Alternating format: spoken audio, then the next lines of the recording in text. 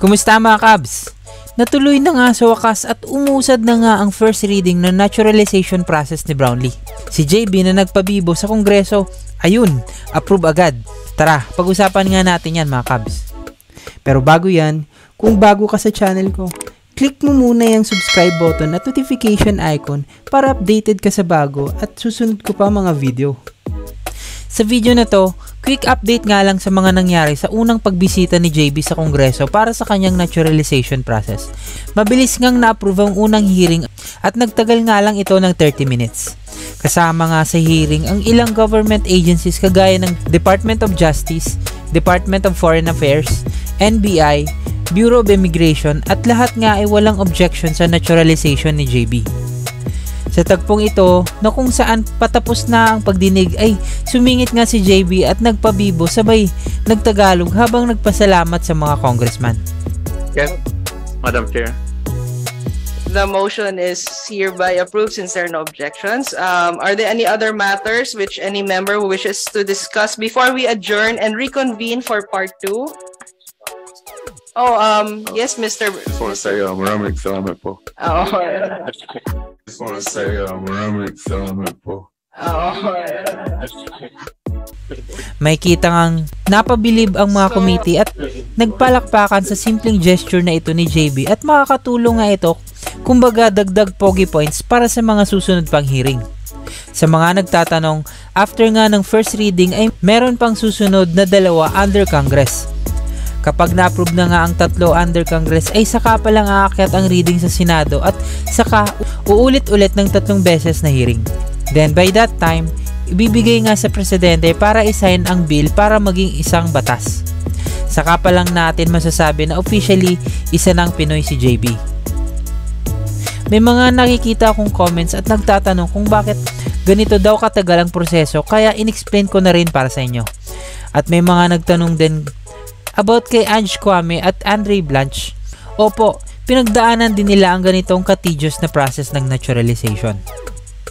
Kahit si Lester Prosper ay alam ang ganitong process since naturalized Indonesian din siya at tuwang-tuwa nga siya sa post niyang ito na sinasabing aralin na din daw ni JB ang national anthem natin. After nga ng hearing, may kitang nag-live pa siya habang nakabarong Tagalog going to Ginebra practice habang nagtatry nga siyang magtagalog.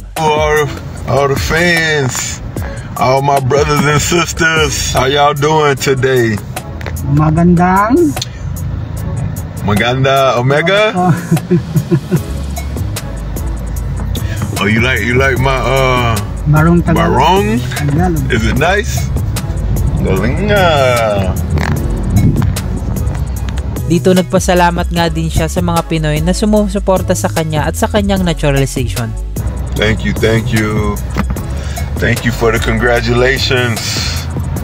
I want to thank all you guys though. Thank all you guys for real. Seriously.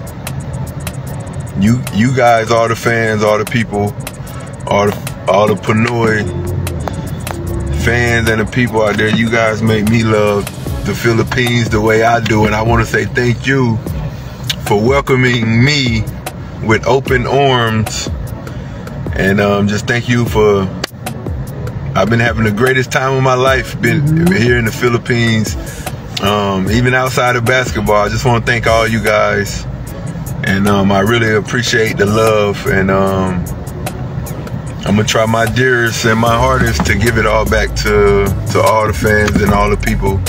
And I will try my best to keep inspiring and motivating everyone in whatever you want to do, you know, whether it's basketball or anything you want to do in life. Hopefully I can motivate you guys and inspire you to be the greatest you can be, and, you know, to have that NSD attitude. And, you know, I just want to say thank you. Thank you, everyone. Ilang muna mga Cubs. Bago matapos ang video, shoutout nga pala muna kina Eliza Ruth Rosario at kay JJ Sibum. Maraming salamat mga Cubs sa inyong suporta. Paano, hanggang dito lang muna mga Cubs. Maraming salamat sa panonood. Kung nagustuhan nyo nga po ang video na ito, ay please don't forget to hit that subscribe button at click nyo na rin yung notification icon para updated kayo sa mga susunod ko pa mga videos. Maraming salamat at magandang buhay ka barangay.